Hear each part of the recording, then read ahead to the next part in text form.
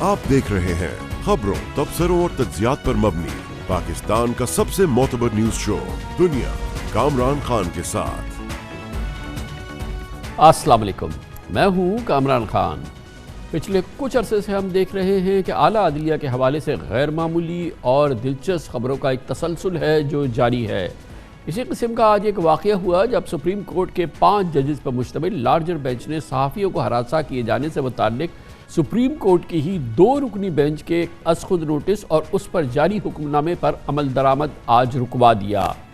20 अगस्त को सहाफ़ियों को हरासा किए जाने से मुताल्लिक सुप्रीम कोर्ट प्रेस एसोसिएशन की जानिब से दायर दरख्वास्त पर जस्टिस काजी फाइज ईसा और जस्टिस जमाल खान मंदोखेल पर मुश्तमिल 2 रुकनी बेंच ने अज़ खुद नोटिस ले लिया था और DGFIA IG इस्लामाबाद सेक्रेटरी दाखिला को तलब करते हुए सहाफ़ियों पर होने वाले हमलों और मुकदमात की पेशरफ्त रिपोर्ट, सेफ सिटी प्रोजेक्ट की फुटेज और खर्चे की तफसीलात तलब की थी। साथ ही वजारत इत्तलात से 1 साल के इश्तहारात और उससे मुस्तफ़ीज़ होने वालों की तफसीलात भी मांग ली थी। 2 रुकनी बेंच ने समाअत 26 अगस्त तक मुलतवी करते हुए केस इसी बेंच के आगे फिक्स करने के अहकामात भी जारी किए थे। गोया कि इस 2 रुकनी बेंच ने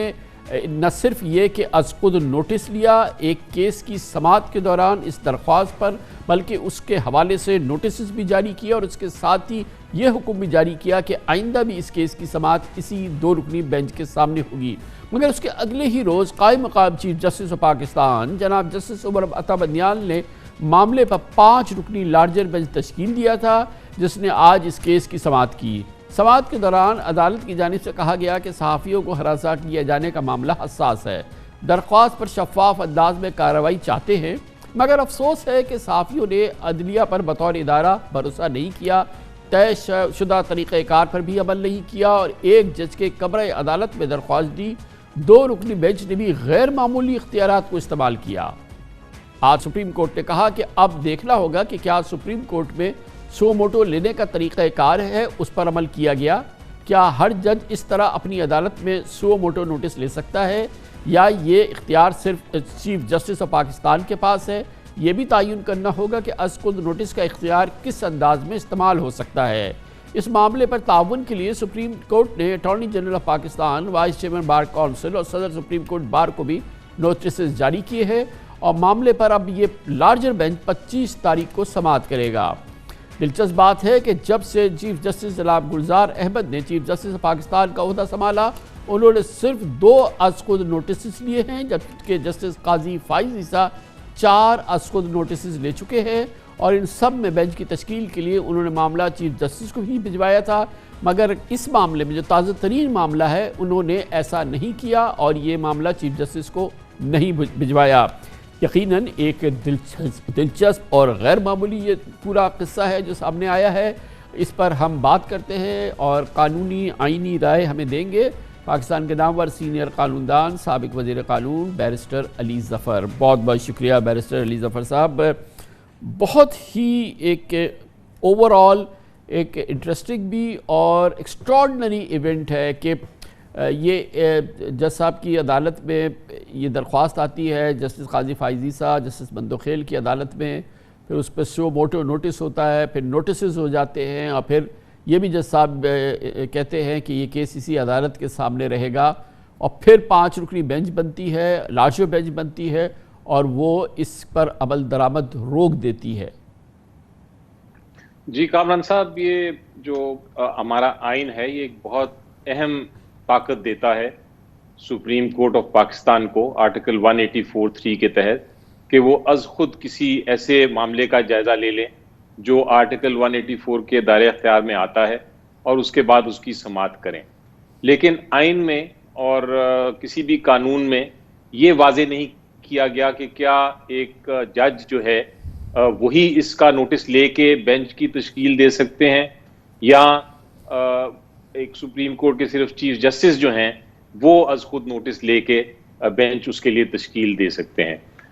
माजी में ये होता रहा है और ये रवायत है और एक पॉलिसी भी है। मेरा ख्याल है चौधरी साहब के ज़माने से एक पॉलिसी चल रही है बड़ी वाज़े तौर पे,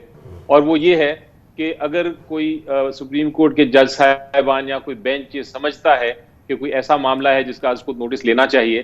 तो वो चीफ जस्टिस को ऑर्डर में लिख देते हैं, रिक्वेस्ट कर देते हैं कि आप अगर सोचते हैं, हम समझते हैं کہ ہونا چاہیے. اگر آپ بھی سمجھتے ہیں کہ اس پہ سو موٹو ایکشن ہونا چاہیے, از خود نوٹس لینا چاہیے, تو آپ ایک بینچ تشکیل دے دیں. یہ قاضی فائز عیسیٰ صاحب کے انفیکٹ خود 2-3 ایسے فیصلے ہیں یا 2-3 ایسے معاملات ہیں جہاں انہوں نے چیف جسٹس کو یہ اس طرح کے آرڈر لکھے اور ریکویسٹ کی. لیکن یہ میرا خیال ہے پہلی بار دیکھنے میں آیا ہے میری نظر میں جہاں بینچ نے خود ہی سو موٹو نوٹس لیا, چیف جسٹس کو اگنور کیا, اور اس کے بعد اپنے سامنے ہی انہوں نے کہا کہ کیس کی سماعت ہوگی. جو میری نظر میں جو کامران صاحب آئین کہتا ہے وہ یہ واضح طور پہ تو نہیں کہتا, لیکن ایک رول ہے سپریم کورٹ کا کہ چیف جسٹس جو بینچ کی تشکیل ہے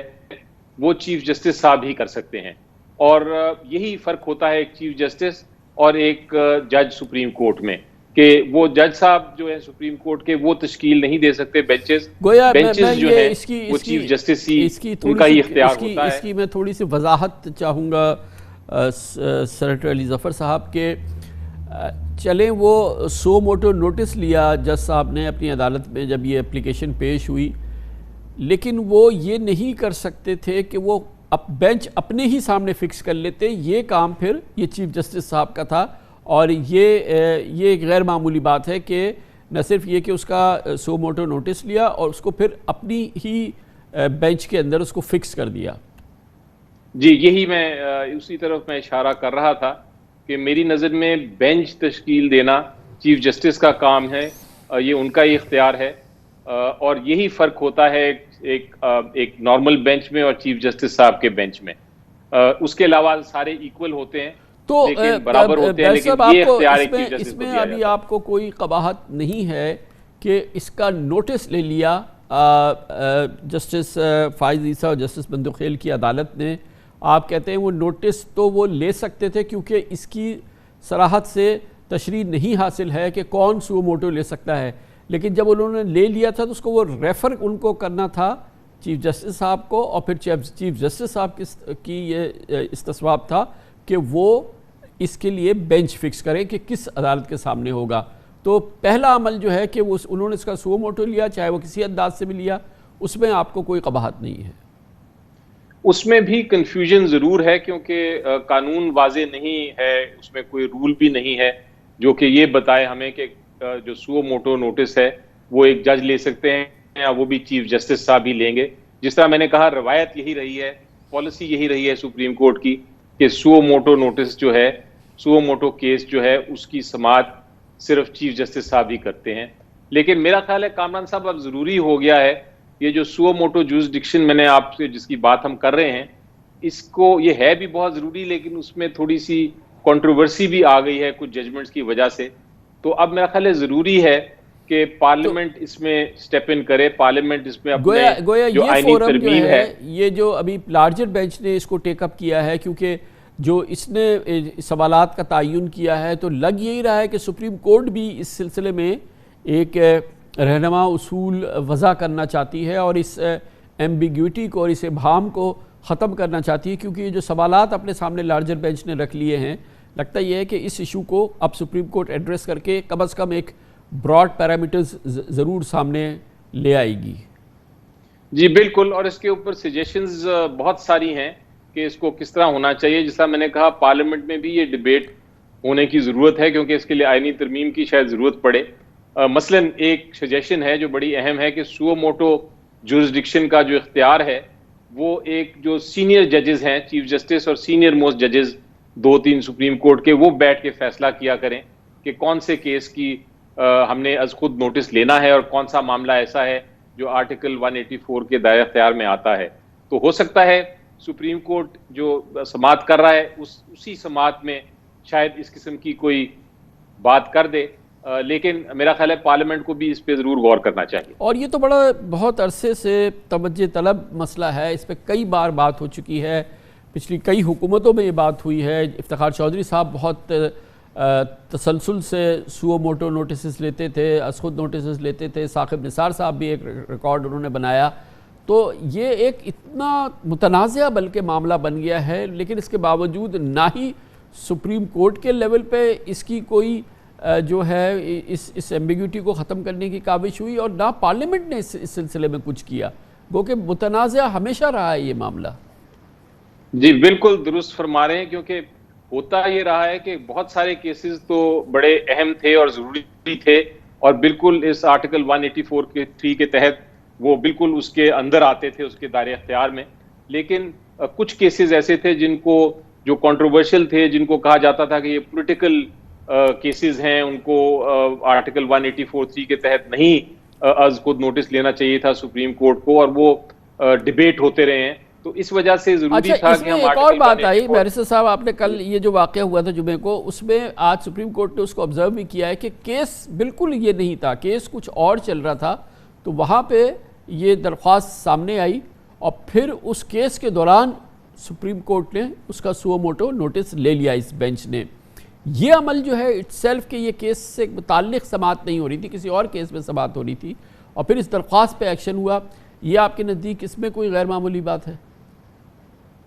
جی بالکل، یہ ہوتا رہا ہے ماضی میں بھی کہ ایک کیس ایک چل رہا تھا، لیکن اس کے اندر کوئی اور معاملہ آ گیا اور وہ ایک سو موٹو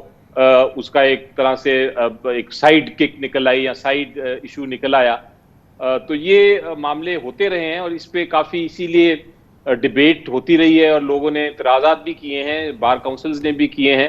لیکن یہ بہت کم ہوتا ہے کہ آپ کیس بالکل ہی مختلف سن رہے ہوں اور کوئی اٹھ کے آئے اور اٹھ کے آ کے وہ کیس کی سماعت شروع ہو جائے۔ ہوتا رہا ہے لیکن بہت کم، اور نارملی چیف جسٹس صاحب کے ہی کورٹ سے ہوتا رہا ہے، یہ بہت کم دیکھنے میں میری نظر سے نہیں گزرا کہ ایسا کیس ہوا ہو جہاں کسی نارمل بینچ نے اسی طرح ایک کیس کو چلتے چلتے سو موٹو ایکشن لے کے یہ کہا ہو کہ ہمارے سامنے فکس کیا جائے، تو یہ انیوژول ہے، یہ غیر معمولی ہے۔ بہت بہت شکریہ جناب بیرسٹر علی ظفر ہمارے ساتھ موجود تھے۔ کمرشل بریک، اس کے بعد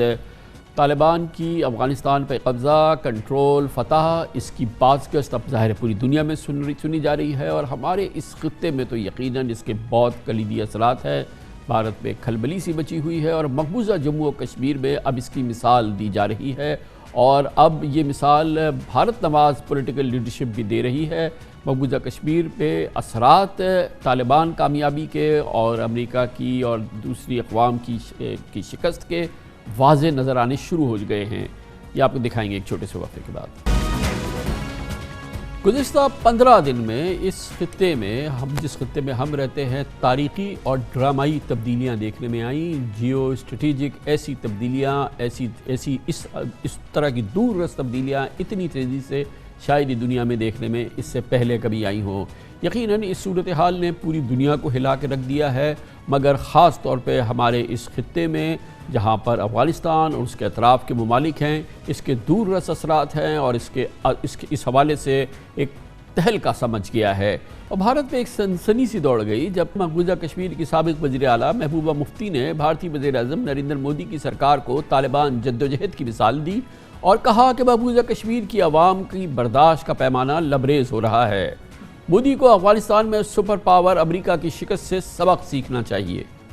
بھارت میں اس بیان کو لے کر حکومتی حلقوں میں بڑی لیدے ہو رہی ہے، مگر محبوبہ مفتی نے حقیقت پر مبنی بات کی ہے۔ ایک طرف پچھلے 20 سال میں بھارت کی افغانستان میں سیاسی اور معاشی سرمایہ کاری داؤ پر لگی ہوئی ہے، اسی حوالے سے بھارتی انٹیلیجنس کے سب دعوے دھرے کے دھرے رہ گئے۔ دوسری طرف بتایا جا رہا ہے کہ مقبوضہ کشمیر میں آزادی کی لہر میں شدت آتی جا رہی ہے، لیکن بھارتی انٹیلیجنس شاید اس تبدیلی سے ویسی ہی بے خبر ہے جیسی وہ افغانستان میں تبدیلی سے تھی۔ اس وقت طاقت کے نشے میں بھارت کی 8 لاکھ سیکیورٹی فورسز آئے دن معصوم شہریوں کو اپنے ظلم کا نشانہ بنا رہی ہیں۔ پچھلے 4 روز میں 6 معصوم کشمیریوں نوجوانوں کو بھارتی فورسز نے ماورائے عدالت قتل کر دیا۔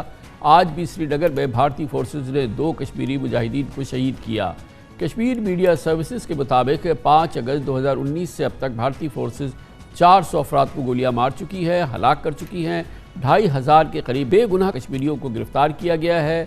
مگر واضح طور پر لگتا ہے کہ مقبوضہ کشمیر کی عوام کی برداشت اب ختم ہو گئی ہے۔ خطے کی صورتحال خاص طور پہ افغانستان میں طالبان کی فتح اور امریکہ مغرب کی اور افغان حکومت کی شکست نے یقیناً کشمیری حریت پسندوں میں اور کشمیری آزادی کی تحریک میں ایک نئی روح پھونک دی ہے، اور بھارت اس حوالے سے یقیناً بہت خوف زدہ ہے۔ پوری صورتحال پہ بات کرتے ہیں، ہمیں جوائن کریں۔ مقبوضہ جموں کشمیر سے تعلق رکھتی ہیں ممتاز براڈ کاسٹر سینئر صحافی نعیمہ احمد مہجور۔ بہت بہت شکریہ نعیمہ احمد مہجور صاحبہ، آپ نے ہمیں جوائن کیا۔ نعیمہ صاحبہ اس وقت لندن سے ہمارے ساتھ موجود ہیں۔ یہ فرمائیے گا کہ بڑی اہم ڈیولپمنٹ ہوئی بھارتی یوم آزادی والے دن، یقیناً اشرف غنی حکومت کا خاتمہ ہو گیا اور طالبان نے پورے افغانستان پہ پورے افغانستان پہ اپنا کنٹرول حاصل کر لیا۔ یہ ایک بڑی فوجی جدوجہد تھی، یہ ایک جنگی جدوجہد تھی جس میں کامیابی ہوئی۔ یقیناً اس کے اثرات، یہ اس ماحول کے اثرات جو ہیں مقبوضہ جموں و کشمیر پر بھی اثر انداز ہو رہے ہیں، اور جس کو ہم دیکھ بھی رہے ہیں، کیونکہ کیفیت میں بہت زیادہ فرق نہیں ہے۔ جی کامران صاحب بہت بہت شکریہ۔ جی یہ آپ نے صحیح کہا۔ دیکھیے جب 96 میں بھی کشمیر میں مسلح تحریک عروج پہ تھی، اس وقت بھی جب طالبان آئے تھے اور طالبان کا افغانستان پہ ان کی حکومت قائم ہوئی تھی، اس وقت بھی ایک نئی روح جو ہے پھونک گئی تھی کشمیر کی تحریک میں، کہ انہوں نے بھی سمجھ لیا کہ اگر طالبان اپنا ملک حاصل کر سکتے ہیں تو کشمیری بھی اپنی جو آزادی کی جدوجہد ہے اس کو وہ خواب پا سکتے ہیں۔ تو آج اب جس طرح سرپرائز سب کو ہوا ہے دنیا میں، جو طالبان جس طرح سے کابل میں داخل ہوئے، اسی طرح سے کشمیر میں بھی اس کو بہت ہی اہم موڑ کی طرح دیکھا جا رہا ہے، اس لیے کہ وہ سمجھ رہے ہیں کہ اگر اتنے بڑے ممالک اور سپر طاقتوں کو طالبان شکست دے سکتے ہیں تو کشمیر کی آزادی حاصل کرنا شاید اب ناممکن نہیں ہے، کیونکہ جو حالات وہاں پہ تھے ان کی وجہ سے جو مایوسی پھیلی تھی، مجھے لگتا ہے کہ جب سے یہ طالبان کی حکومت وہاں پہ آئی ہے اور جو نیا رخ وہاں اب بر صغیر میں دیکھا جا رہا ہے، اس کو دیکھتے ہوئے میرے خیال میں کشمیر میں اس کا بہت زبردست اثر ہوگا، اور جس پہ ہندوستان کی حکومت اور ہندوستان کے تجزیہ نگاروں نے بھی خاصا تشویش جتائی ہے، اور اس کو کس طرح سے اس پہ قابو پایا جا سکے اس کی پلاننگ ہو رہی ہے۔ تو یہ جو ہم نے پھر یہی دیکھا کہ پچھلے چند دنوں کے دوران جب سے یہ افغانستان میں یہ تاریخی انقلابی تبدیلی آئی ہے، کشمیر میں مقبوضہ کشمیر میں ہم نے دیکھا مظالم میں مزید اضافہ ہوا ہے، اور تقریباً 6 نوجوانوں کو جو ہے وہ ماورائے عدالت قتل کر دیا گیا ہے۔ پولیس نے ان کو براہ راست گولیاں مار کے ہلاک کر دیا ہے، بنا کسی جرم، بنا کسی گناہ اور بنا کسی عدالت کے۔ جی دیکھیے کامران صاحب، اتنا ہی نہیں کہ روز روز 3 4 نوجوانوں کو ہلاک کیا جاتا ہے، اور فیک انکاؤنٹرز بھی ہوتے ہیں، اس لیے کہ ہمیں پتہ نہیں، رپورٹرز کو اجازت نہیں ہے کہ وہ ایسرٹین کرے کہ یہ کیا واقعی ملیٹنٹ تھے یا نہیں تھے۔ یہ کسی کو پتہ نہیں چلتا ہے کہ وہ کون تھے اور کن لوگوں کو مارا ہے اور ان کا کنیکشن کہاں سے تھا۔ دوسری بات یہ ہے کہ آپ ہر روز ایسے لاز، ایسے قوانین لاتے ہیں کہ آپ کشمیریوں سے ان کی زمین چھینی جاتی ہے۔ اس وقت آپ نے دیکھا کہ محلوں میں، گلیوں میں وہاں پہ فوجی چھاونیوں کی تیاریاں ہو رہی ہے کہ قائم کرنے کی۔ بہت سارے علاقوں میں زمین وہاں پہ انہوں نے اس کو آئیڈینٹیفائی کیا ہے جہاں پہ آپ فوجی کالونیز بنا رہے ہیں، جہاں باہر کے لوگوں کو آپ کو بسانا ہے۔ اسی طرح سے روزگار سے بیشتر لوگوں کو محروم کیا جا رہا ہے۔ تعلیم کی پالیسی نئی آئی ہے جس میں کشمیر کی تحریک کا کہیں پہ نام ہی نہیں ہے، اور کشمیر کا جو آئیڈینٹی ہے، کشمیر کا جو اب مخصوص اس کی تشخص ہے، اس کو ختم کیا جا رہا ہے۔ تو یہ سارے جب آپ منصوبے لا رہے ہیں تو مجھے نہیں لگتا ہے کہ اس کو دیکھ کے کشمیری جو ہے کہیں بھی کمپرومائز کرنے پہ تیار ہیں۔ اسی لیے آپ دیکھیں گے کہ محبوبہ مفتی سمیت بہت سارے لیڈروں نے اس پہ بہت زیادہ تشویش بھی ظاہر کی ہے اور کہا ہے کہ صبر کا پیمانہ جو ہے اب لبریز ہو چکا ہے، اور ہندوستان کی حکومت کو اس پر غور کرنا چاہیے اور کشمیریوں کو اپنے حقوق سے محروم نہیں کرنا چاہیے۔ یہ تو وہ لیڈرشپ ہے نعیمہ احمد مہجور صاحبہ، یہ ابھی ہم یہ دیکھ رہے ہیں، یہ بڑی تبدیلی ہے مقبوضہ جموں کشمیر میں کہ جو بھارت نواز سیاسی لیڈرشپ تھی، بھارت نواز سیاسی جماعتیں جن کی پہچان بھارت نواز تھی، ان کا لب و لہجہ بھی وہی ہو گیا ہے جو کہ حریت پسندوں کا ہوتا تھا، اور وہ جس طرح سے للکار رہی ہے نریندر مودی کو، جیسے کہ ابھی ہم نے محبوبہ مفتی کا دیکھا، یہ ایک بہت بڑی تبدیلی ہے مقبوضہ جموں کشمیر کی سیاست کی۔ دیکھیے جب انہوں نے خود بھی دیکھا جو مین سٹریم لیڈرشپ ہے، جو ہماری سیپریٹسٹ لیڈرشپ ہے، وہ تو ان کو غائب کر دیا گیا ہے، وہ جیلوں میں ہے، ان کا پرسان حال نہیں، لیکن اب مین سٹریم لیڈرشپ جو ہے، اکا دکا لیڈر جو بات کرتے ہیں، وہ دیکھ رہے ہیں کہ اس وقت عوام پہ کتنے مصائب ڈالے جا رہے ہیں، وہ کتنا ظلم ان پہ ہو رہا ہے۔ ہر طرح سے ان کو گھیرا جا رہا ہے، رات کے دوران چھاپے ڈالے جا رہے ہیں، نوجوانوں کو کشمیر کے باہر جیلوں میں بند رکھا جا رہا ہے. تو اس طرح کی سچویشن کو کون، چاہے وہ مین اسٹریم کا ہو چاہے سیپریٹسٹ کو، تو سارے دیکھ رہے ہیں اور اس کو کس حد تک برداشت کر سکتے ہیں. اسی لیے آپ دیکھیں گے کہ اس وقت کسی میں فرق نہیں ہے اور سبھی ایک پلیٹ فارم پہ جمع ہے کہ کشمیر کا حل جب تک نہیں ہو سکتا ہے اس وقت تک شاید کشمیر میں کوئی امن قائم نہیں ہو سکتا. بہت بہت شکریہ نعیم احمد مہجور ہمارے ساتھ لندن سے موجود تھی، مقبوضہ جموں کشمیر سے تعلق رکھنے والی سینئر براڈ کاسٹر اور تجزیہ کار. کمرشل بریک، اس دوران نیوز ہیڈ لائنز دیکھیں، جس کے بعد ہم اپنے پروگرام کے باقی حصے کے ساتھ واپس آتے ہیں.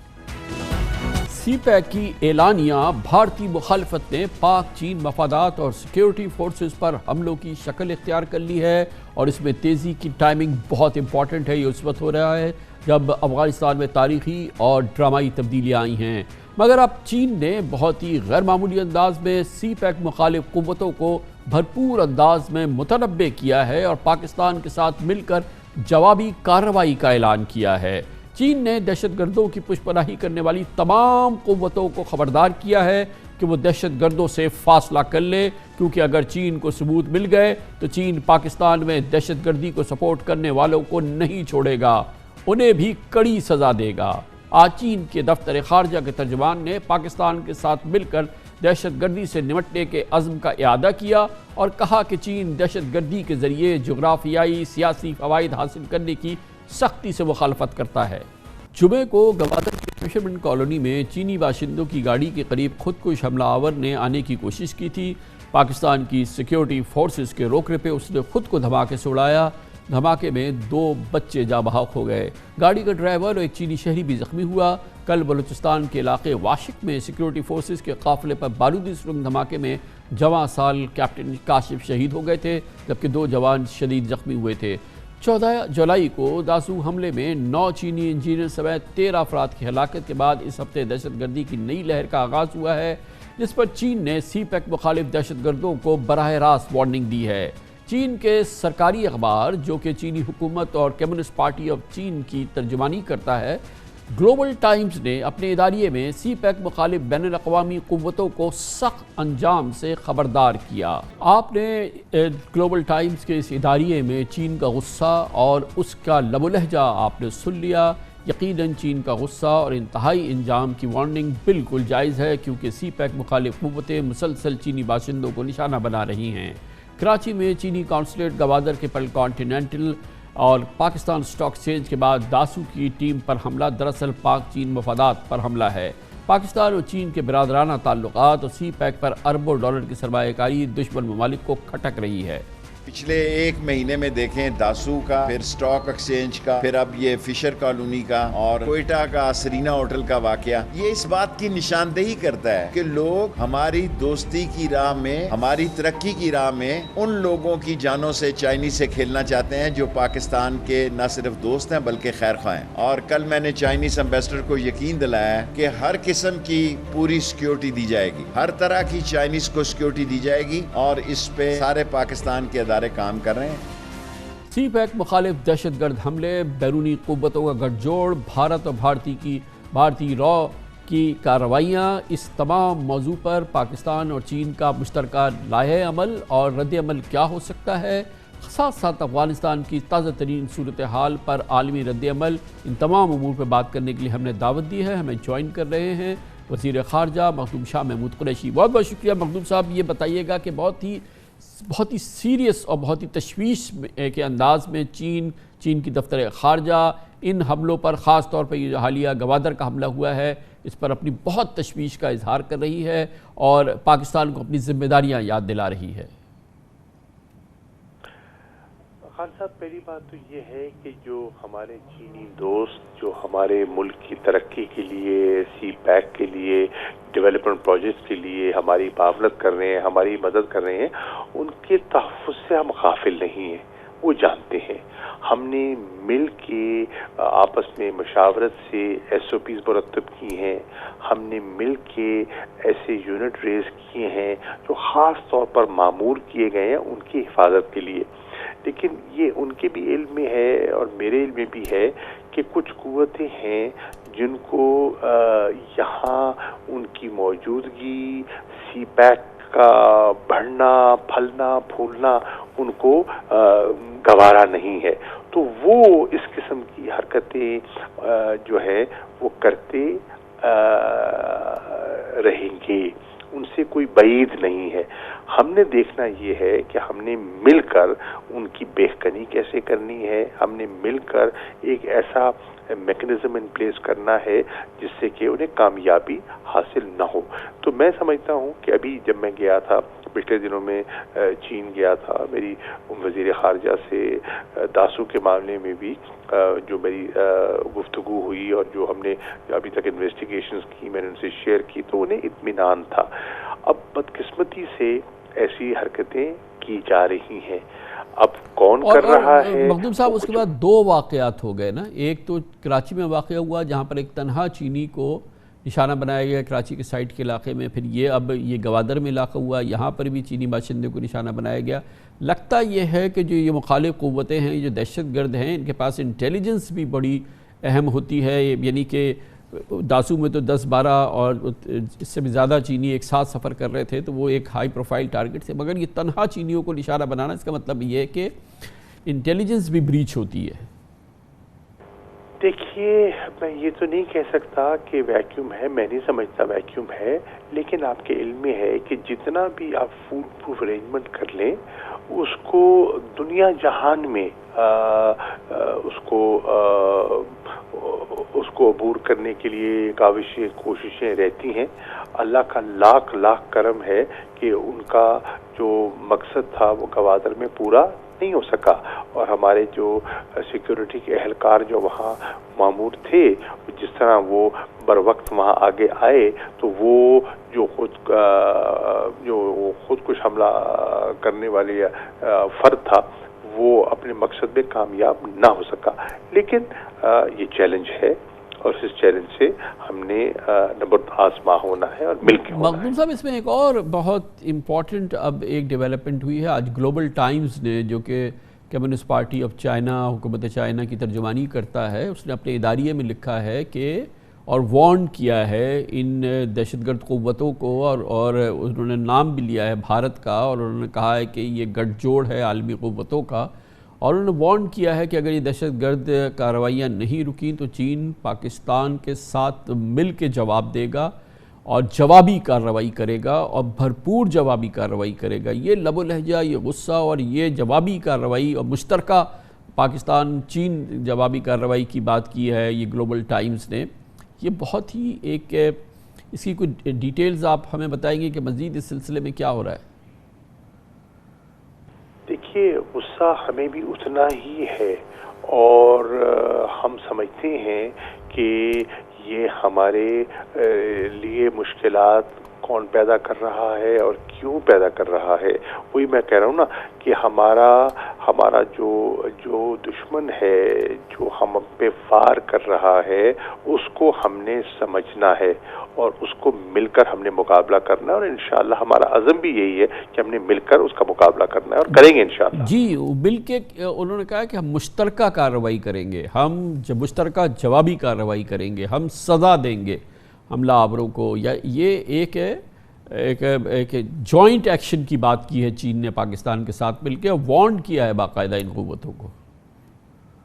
جی دیکھیے، ہم جو انویسٹیگیشنز کر رہے ہیں، ہماری خواہش ہے کہ ان انویسٹیگیشنز کو ہم پایہ تکمیل تک پہنچائیں، ان کرداروں کو بے نقاب کریں اور ان کو قرار واقعی سزا دیں، تاکہ ہم ان کی حوصلہ شکنی کر سکے ایسے عناصر کی۔ اور ہم نے مل کر، ہم نے انٹیلیجنس شیئرنگ کو پہلے بھی ہم نے بہتر کیا ہے، اس کو مزید بہتر کرنے کے امکانات موجود ہیں۔ ہم نے مشترکہ سیکیورٹی ارینجمنٹس پہ ہم نے مزید غور و فکر ہم کر رہی ہیں، ہمارا آپس میں روابط ہیں، گفت و شنید ہے، اور انشاءاللہ ہم مل کے آگے چلیں گے۔ جی، مجھے ہمیں سمجھنا ہے کہ یہ چیلنج کامن ہے۔ یہ تو سب اوپن بات ہے، چین بھی کہہ رہا ہے، پاکستان بھی کہہ رہا ہے، ایک عام آدمی بھی کہہ رہا ہے کہ دراصل حملے جو ہیں یہ سی پیک مخالف ہیں، چین پاکستان اور چین کی جو گلوبل ریچ ہے اس کے خلاف ہیں، یہ اس پر حملے ہیں، لیکن ان حملوں کے نتیجے میں جب ان منصوبوں پہ تعطل ہو جاتا ہے یا ان پہ کام رک جاتا ہے، یا مثال کے طور پہ جو چینی اس میں عمل دخل ہے وہ اس میں رکاوٹ آ جاتی ہے، تو جو دشمن ہے اس کا مقصد تو حل ہو جاتا ہے، کیونکہ وہ یہی چاہتا ہے کہ اس کی تیزی سے تکمیل نہ ہو پائے، یہ رک جائیں، ان میں رکاوٹیں آئیں۔ تو یہ اس پہ آپ کی بات ہوتی ہے چین سے کہ یہ کتنی کاؤنٹر پروڈکٹیو چیز ہوتی ہے کہ اس معاملے کے بعد پھر ان پہ کاموں کو روک دیا جائے یا ان پہ تعطل آ جائے ان پہ؟ دیکھیں، جو یہ منصوبہ بندی کر رہے ہیں ان کا یہی تو مقصد ہے، یہی تو وہ چاہتے ہیں، اور اسی کو تو ہم نے مل کر فیل کرنا ہے، اسی کا تو ہم نے مل کر مقابلہ کرنا ہے۔ انہوں نے داسو میں ایک بزدلانہ حرکت کی، پہلے وہ دیامیر پاشا پر جانا چاہ رہے تھے، وہاں ان کو ناکامی ہوئی تو انہوں نے داسو کا رخ کیا، لیکن الحمدللہ آپ نے دیکھا کہ ہماری انویسٹیگیشن مختصر وقت پہ ہم بات کی تہہ تک پہنچے اور ہم نے ان سے ایویڈنس شیئر کی، اور پھر آپ نے دیکھا کہ انہوں نے بالکل کہا کہ ہمارے تعلقات پر، ہمارے منصوبوں پر ایسے حملے اثر انداز نہیں ہوں گے، اور وہ نہیں ہوئے۔ وہ عزم ہے، وہ پروجیکٹ چل رہے ہیں اور چلتے رہیں گے۔ دیکھیے، یہ تو جب ہم نے سیکیورٹی ارینجمنٹس کا ہم نے آغاز کیا تھا، جب اس کی امپلیمنٹیشن سے پہلے اندازہ تھا کہ یہ اتنا بڑا اتنی بڑی ایک سوچ ہے اور اس کے اتنے دورست نتائج نکل سکتے ہیں، یہ آسانی سے ہضم نہیں ہوگی، تو ہمیں سیکیورٹی ارینجمنٹس کرنے پڑیں گے۔ اور ہم نے آپ کے علم میں ہے، ہم نے اسپیشل فورسز اس کے لیے ریز کی، اسی لیے ریز کی تھی کہ ہمیں خدشہ تھا کہ ایسا ہوگا، اور وہ ہو رہا ہے، لیکن ہمیں ان خدشات کو سامنے رکھتے ہوئے ان کی بہکنی بھی کرنی ہے اور مستقبل کے لیے بہتر منصوبہ بندی بھی کرنی ہے۔ مودود صاحب، اب ذرا افغانستان کے حوالے سے بتائیے کہ جو عالمی قوتیں ہیں یا جو انٹرنیشنل کمیونٹی ہے افغانستان کی صورتحال سے، اس پہ کتنے ہم کمیٹڈ ہیں اور کتنی ہماری ان کے ساتھ صلاح مشورہ جاری ہے، اس کی کوئی ہمیں اپڈیٹ دیجیے۔ جی، اس میں خان صاحب میں آپ کو عرض کرتا چلوں کہ پچھلے 48 گھنٹوں کو ہی لے لیں تو پچھلے 48 گھنٹوں میں میری بہت سے وزرائے خارجہ سے گفت و شنید ہوئی ہے۔ میری یورپین یونین کے جو ہائی ریپریزنٹیٹیو ہیں جوزف بوریل، ان سے بات ہوئی ہے۔ میری جرمنی کے وزیر خارجہ سے ہوئی ہے، ڈنمارک کے وزیر خارجہ سے ہوئی ہے، بیلجیم کے وزیر خارجہ سے ہوئی ہے، نیدرلینڈ کے وزیر خارجہ سے ہوئی ہے، میری ترکی کے وزیر خارجہ سے، سعودی عرب کے وزیر خارجہ سے، OIC کے سیکرٹری جنرل سے، روس کے وزیر خارجہ سے۔ یہ ساری گفتگو جتنی بھی ہوتی رہی ہے، امریکہ کے وزیر خارجہ سے ہوئی ہے، اس پہ ایک پہلو جو سامنے آیا کہ سب پاکستان کے رول کو مثبت نگاہ سے دیکھ رہے ہیں، پاکستان کے رول کو کنسٹرکٹیو سمجھ رہے ہیں، چاہے افغانستان کا امن و استحکام ہو، چاہے انکلوسیو گورنمنٹ کی فارمیشن کے جو مراحل ہیں اس میں جو پاکستان کا کردار ہے اس کو مثبت انداز میں دیکھ رہے ہیں، چاہے ایویکویشن کا جو مرحلہ ہے جس سے جو جاری ہے اس پہ بھی پاکستان کے کردار کو سراہا جا رہا ہے، پاکستان کے رول کو اپریشیٹ کیا جا رہا ہے، اور وہ لوگ سمجھتے ہیں کہ ہمارا آبجیکٹو اور ان کا آبجیکٹو، ہماری منزل ایک ہے، وہ ہے ایک خوشحال مستحکم افغانستان۔ وہ یہ بھی ان کو میں بارہا باور کرتا آیا ہوں کہ اسپوائلرز ہیں،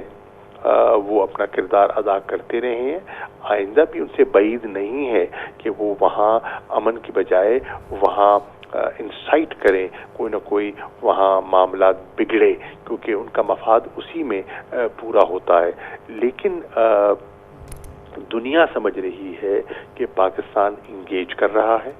پاکستان صحیح رائے دے رہا ہے، پاکستان پورے ریجن کو اور انٹرنیشنل اوپینین کا احترام کر رہا ہے، اور جہاں ہو سکتا ہے ہم نے اپنا جو آؤٹ ریچ ہے اس کو بڑھایا ہے۔ آپ دیکھیں، کل میں روانہ ہو رہا ہوں، جتنے افغانستان کے پڑوسی ہیں ان سے گفت و شنید کرنے، ان سے تبادلہ خیال کے لیے میں جا رہا ہوں کہ وہ کس طرح صورتحال کو اسیس کرتے ہیں، وہ چیلنجز کیا سمجھتے ہیں، ہمارے کامن چیلنجز کیا ہیں۔ بہت بہت شکریہ، بہت بہت شکریہ۔ وزیر خارجہ مخدوم شاہ محمود قریشی ہمارے ساتھ موجود تھے۔ کمرشل بریک کے بعد ہم کابل جائیں گے، جہاں پر ہم افغانستان میں پاکستان کے سفیر سے پوچھیں گے کہ طالبان حکومت کے قیام کے سلسلے میں سرگرمیاں عروج پر ہیں، وہ اس کو کیسے دیکھ رہے ہیں۔ افغانستان کی تازہ ترین صورتحال کے حوالے سے ان کی ملاقاتیں، خاص طور پہ صدر حامد کرزئی، عبداللہ، ان سب ملاقاتوں کا احوال، اور نئی حکومت کب تک قائم ہو جائے گی، وسیع البنیاد حکومت، یہ تمام معلومات ہم براہ راست کابل سے لیں گے۔ پاکستان کے سفیر جناب منصور احمد خان ہمارے ساتھ ہوں گے۔ Welcome back. وقفے سے قبل آپ نے سنا وزیر خارجہ مخدوم شاہ محمود قریشی ہمیں پاکستان چین کے حالیہ واقعات کے پس منظر میں تعلقات اور گفتگو اور جو بات چیت ہو رہی ہے اس کا احوال دے رہے تھے، اور اس کے ساتھ ہی پاکستان عالمی قوتوں کے ساتھ، دنیا کے ساتھ افغانستان کی صورتحال کے حوالے سے کتنا جڑا ہوا ہے، صلاح مشورہ کس انداز کا ہو رہا ہے، پاکستان اور دنیا اس حوالے سے کس سمت میں آگے بڑھ رہی ہے۔ اس پوری صورتحال کے حوالے سے اور اسی پس منظر میں نئی افغان حکومت کے قیام کی تیاریاں اس وقت عروج میں ہیں۔ صدر بائیڈن کی جانب سے مکمل انخلا سے متعلق 31 اگست کی ڈیڈ لائن میں بھی ایک ہفتہ باقی رہ گیا ہے۔ طالبان کے نائب امیر ملا عبدالغنی برادر سمیت اہم سیاسی رہنما کابل میں ہیں، اور دنیا بھر میں افغانستان کے مستقبل پر بین الاقوامی صلاح مشورے جاری ہیں۔ آئندہ چند روز اس سلسلے میں بہت اہم ہیں۔ کل لندن میں G7 ممالک کے ورچوئل اجلاس میں افغانستان سے متعلق دنیا کا رد عمل سامنے آئے گا۔ طالبان وسیع البنیاد حکومت بنانے کے لیے دوسری جانب کوشاں ہیں۔ اسی ہفتے کے دوران اطلاعات کے مطابق اقوام متحدہ کی سیکیورٹی کونسل کے بھی 5 مستقل اراکین صلاح مشورہ کریں گے اگلے چند دنوں کے دوران۔ کابل میں طالبان ترجمان ذبیح اللہ مجاہد نے آج اپنے ایک پیغام میں کہا کہ افغانستان میں جمہوریت نہیں، شریعت ہوگی۔ ممکنہ طور پہ شورا کا طرز عمل اپنایا جائے گا، پہلے آئین بنے گا پھر باقی کام ہوگا، جبکہ جامع حکومت کے فریم ورک میں تمام فریقین ہوں گے۔ آج کابل کی پولی ٹیکنک یونیورسٹی میں طالبان کا پہلا لویا جرگہ ہوا، جس میں طالبان ترجمان ذبیح اللہ مجاہد نے اعلان کیا کہ عوام کسی بات سے نہ گھبرائیں۔ طالبان کی افغانستان میں خواتین پہلی جماعت سے لے کر اعلیٰ تعلیم تک تعلیم حاصل کریں گی۔ اس وقت افغانستان میں وادی پنجشیر میں طالبان مخالف شمالی اتحاد کے لیڈر احمد شاہ مسعود کے بیٹے کی جانب سے طالبان کی بیعت کرنے کی خبریں ہیں، اور مزاحمت کرنے کی بھی متضاد اطلاعات آ رہی ہیں۔ کل اسلامی ممالک کی تنظیم OIC نے ایک اعلامیے میں مطالبہ کیا تھا کہ عالمی برادری یقینی بنائے کہ افغانستان میں جامع حکومت کا قیام عمل میں آئے اور وہاں دوبارہ کبھی دہشت گردوں کے قدم نہ جمیں۔ پاکستان کی معاونت بھی مخلوق حکومت کے قیام کے لیے ہے، اور اطلاعات کے مطابق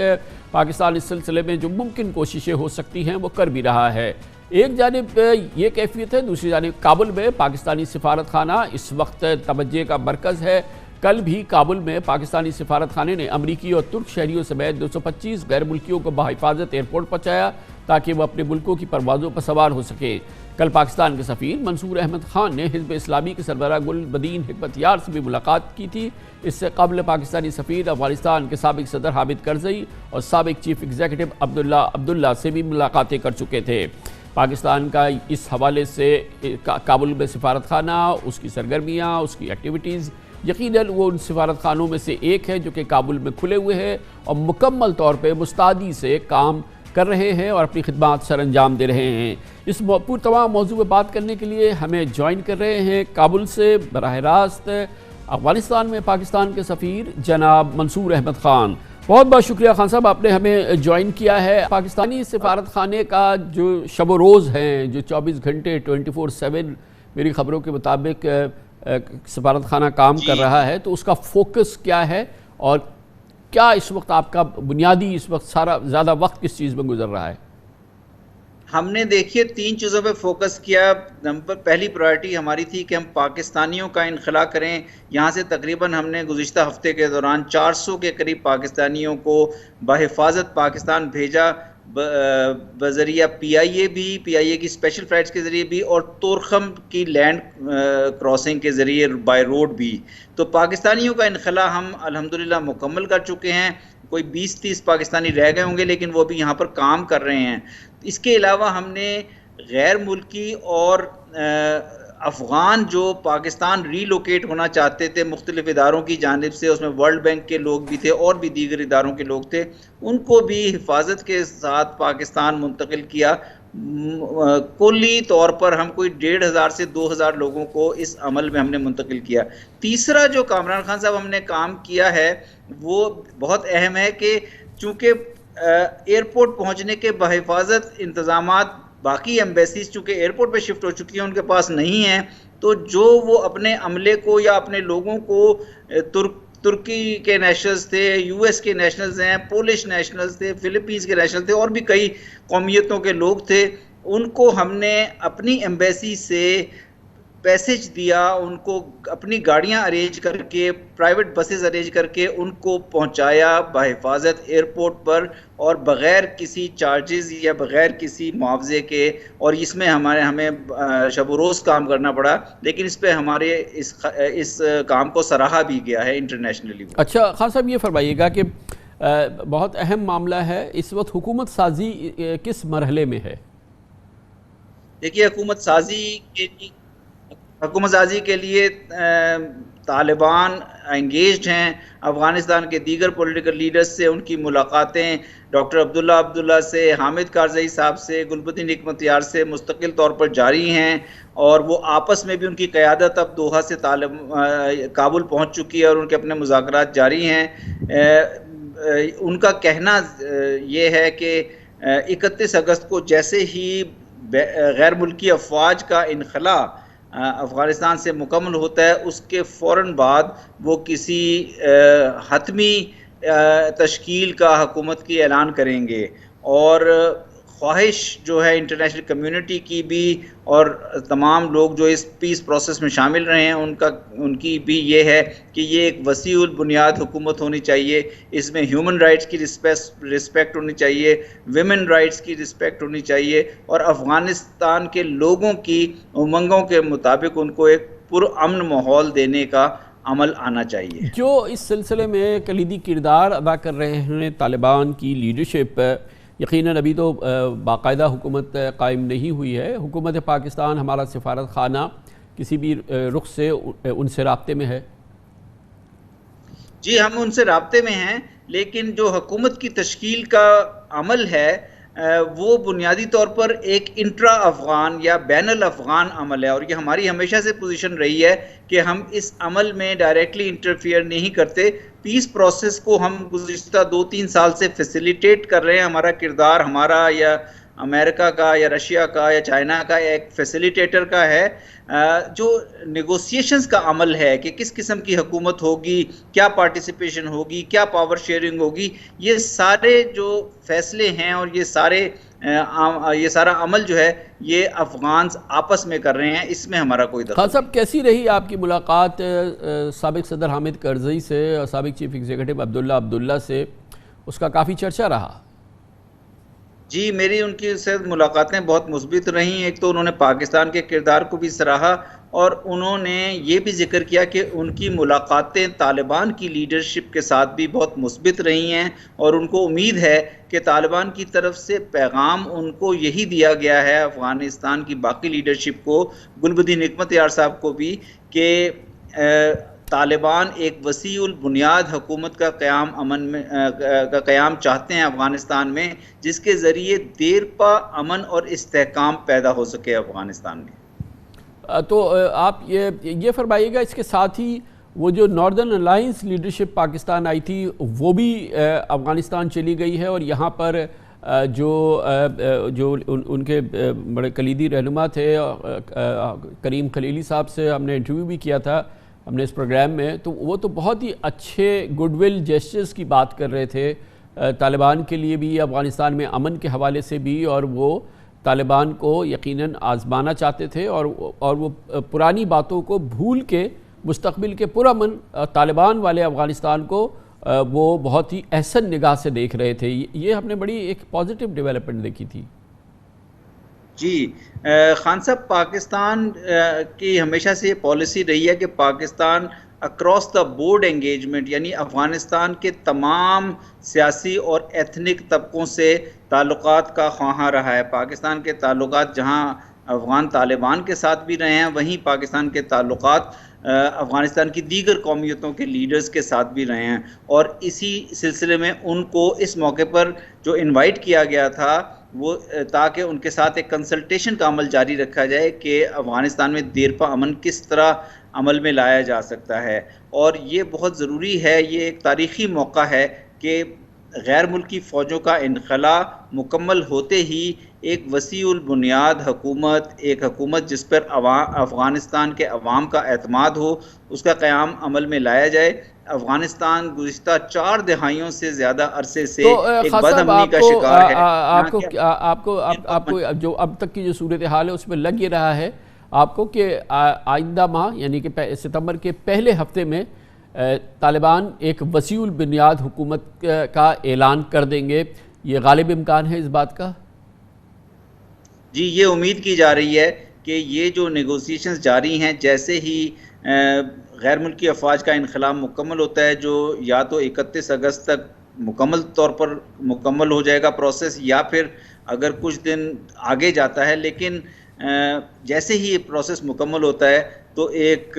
آئندہ کے نظام کا اور آئندہ کے روڈ میپ کا اعلان کر دیا جائے گا. اور پھر اس روڈ میپ کو شاید مکمل ہونے میں کچھ وقت لگے، لیکن امید یہی کی جا رہی ہے افغانستان کے عوام کی جانب سے بھی، اور انٹرنیشنل کمیونٹی یا بین الاقوامی برادری کی بھی یہی امید ہے کہ اب اس پروسیس کو اس کے حتمی انجام کی طرف لے کر جائے. مگر خان صاحب یہ بھی بڑی دلچسپ بات ہے کہ اب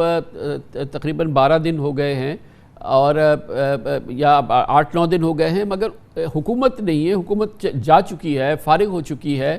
اور کوئی باقاعدہ حکومت نہیں آئی اس کی جگہ. باقاعدہ کیا ویسے بھی کوئی حکومت نہیں آئی، لیکن اس کے باوجود نظام مملکت بہت ہی سموتھ چل رہا ہے، تمام چیزیں بڑی سموتھ چل رہی ہیں، اور یہ غائبانہ حکومت جو ہے یہ کافی مؤثر بھی لگ رہی ہے. جی بالکل، یہ چونکہ غیر متوقع طور پر بہت جلدی طالبان کا داخلہ ہو گیا تھا، اور جس طرح کہ بین الاقوامی سیکیورٹی ایکسپرٹس کی طرف سے کہا جا رہا تھا کہ افغان فوجیں کافی ریزسٹنس دیں گی، مزاحمت کریں گی افغان طالبان کی، لیکن وہ نہیں ہوا. اور 15 اگست کو اچانک افغان طالبان باقی صوبوں سے ہوتے ہوئے کابل میں داخل ہو گئے. اس کے بعد انہوں نے ایک سیکیورٹی کا کافی اچھا نظام یہاں پہ دیا ہے، کوئی وائلنس نہیں دیکھنے میں آ رہی، کوئی تشدد کے واقعات نہیں دیکھنے میں آ رہے. اور ساتھ ہی اب ہمیں امید ہے اور دنیا کو بھی امید ہے کہ وہ اکنامک گورننس اور دوسرے ایریاز میں بھی اقدامات لیتے ہوئے آگے بڑھیں گے. اور پھر سب سے اہم چیز وہی ہے کہ ایک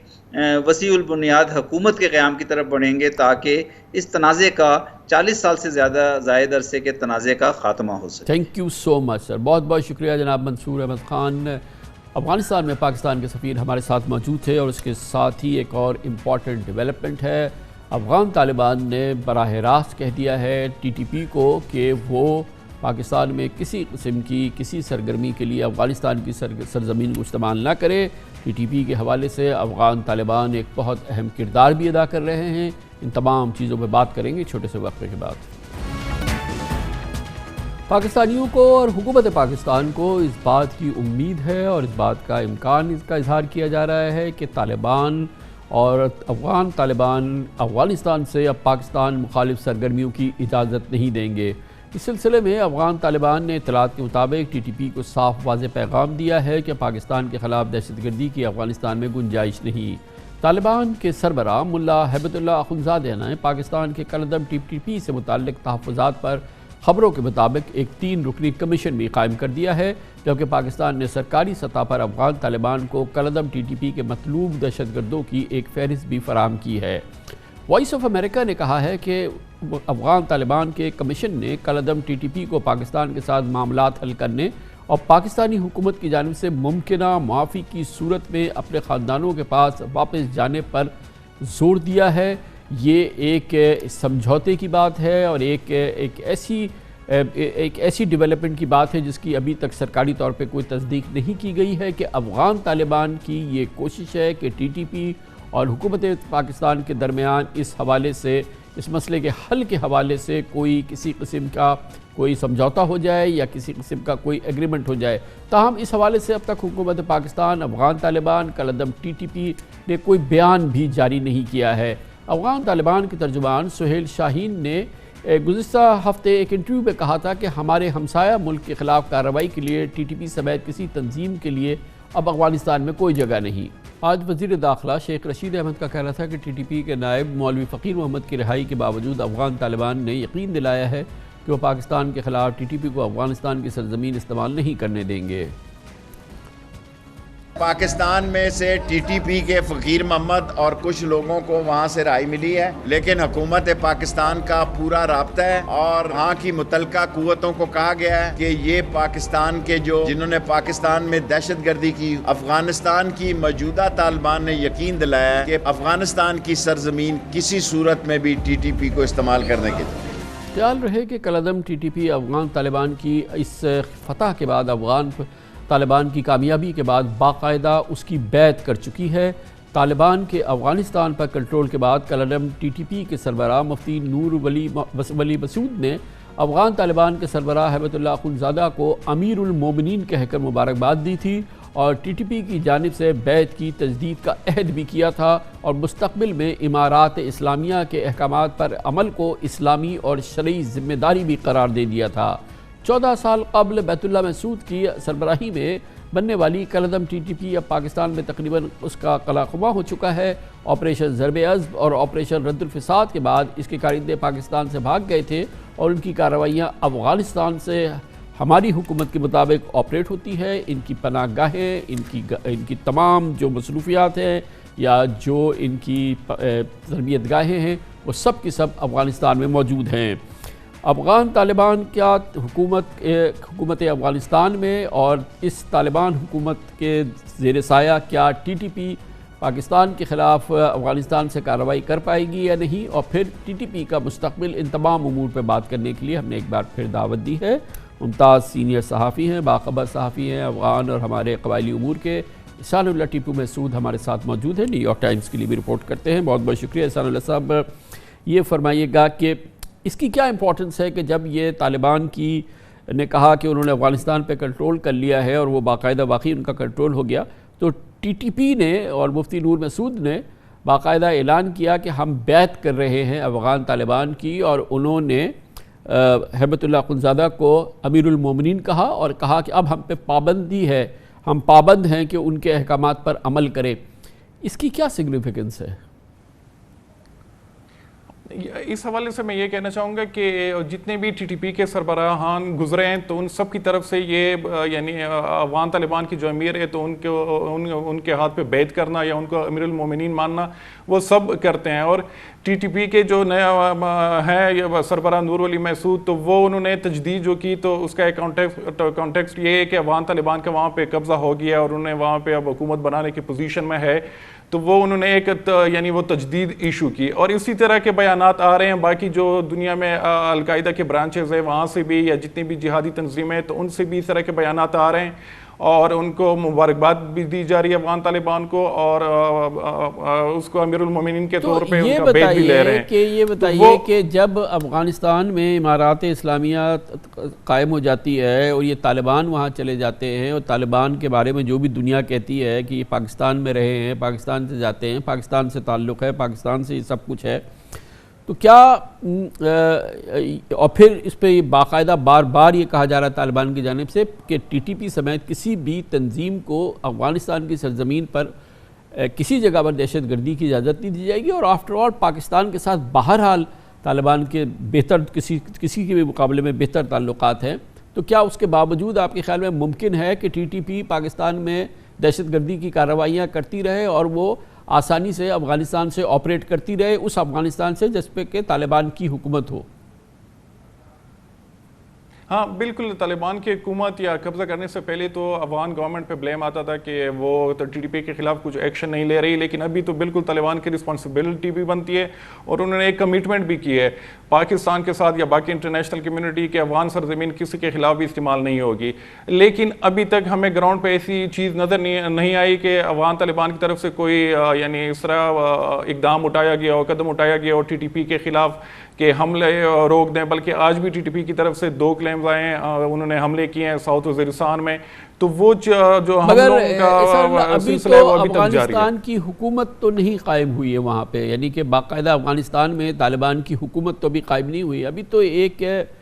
ایڈ ہاک سسٹم ہے جو کہ وہاں پہ چل رہا ہے، تو یہ تو ابھی شاید پریمیچور ہے ہمیں یہ ایکسپیکٹ کرنا کہ وہ پوری سرزمین کو اپنے اس کمٹمنٹ پر پابند کر دیں فوری طور پہ. یہ تو ابھی اس طرح کے واقعات تو ابھی ہو سکتے ہیں، لیکن جب حکومت بن جائے گی، پراپر ایک اوتھ ٹیکنگ ہو جائے گی اور پھر کیبنٹ بن جائے گی، حکومت بن جائے گی، اس کے بعد کوئی واقعات ہوتے ہیں پھر افغانستان کی سرزمین، پھر وہ میٹر کرے گا نا زیادہ.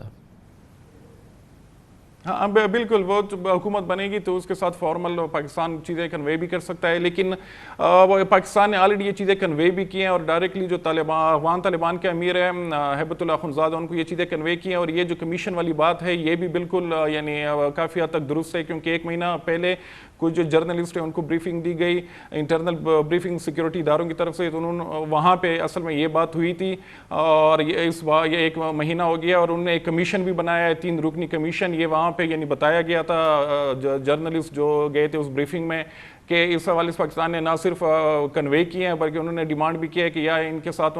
یعنی مذاکرات کسی بھی طریقے سے ان کو میز پہ بٹھائیں یا ان کو وہاں سے نکال دے. تو آپ کے خیال میں یہ افغان طالبان کی ہیبت اللہ اخندزادہ کی ان کی یہ ایک کوشش ہو سکتی ہے، پرائرٹی ہو سکتی ہے کہ اس کمیشن کے امبریلا کے اندر یہ مسئلہ حل ہو، کیونکہ یہاں سے بھی انٹرنلی ڈسپلیسڈ لوگ ہیں جو کہ افغانستان چلے گئے اور پھر ایک بہت بڑا ظاہر ہے کہ پچھلے 10-12 سال کے دوران یہاں بھی ایک بڑی جنگ و جدل کا سامان رہا ہو. تو یہ ان کی پرائرٹی ہو سکتی ہے کہ اس میٹر کو اس کا ایک نیگوسیٹڈ مذاکراتی حل ڈھونڈنے کی کوشش کرے.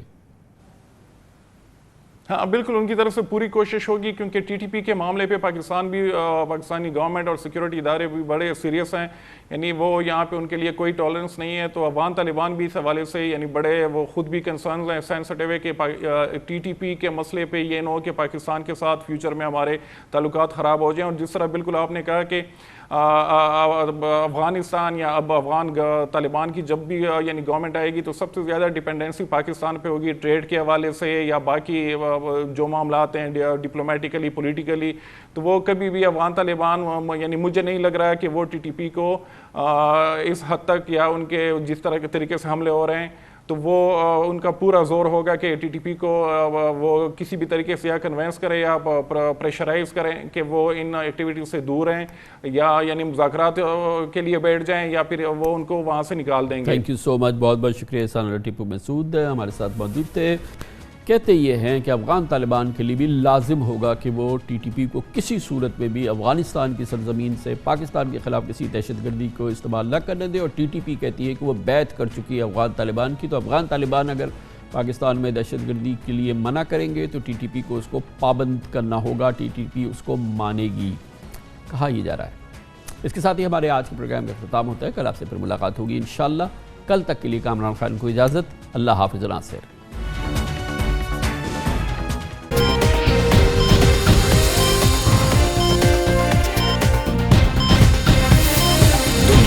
خبر کی دنیا